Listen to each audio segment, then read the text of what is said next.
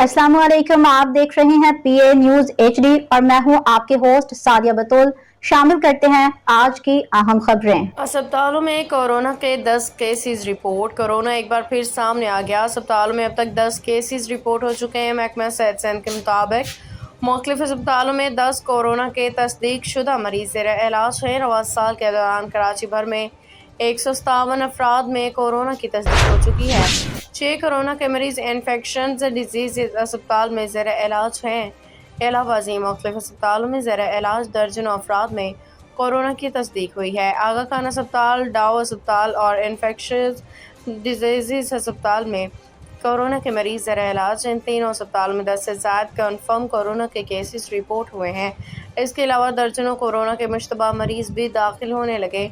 यौम तकबीर चेयरमैन हलाल अहमद डॉक्टर सईद इलाही की क़ियादत में बरेली पाकिस्तान मेडिकल एसोसिएशन के secretary general doctor Abdul Ghafoor Shoro ने तशवीश का इजहार कर दिया। कहा कि अवाम एक बार फिर मास्क का इस्तेमाल, समाजी फासलों का ख्याल और हाथ साफ रखें।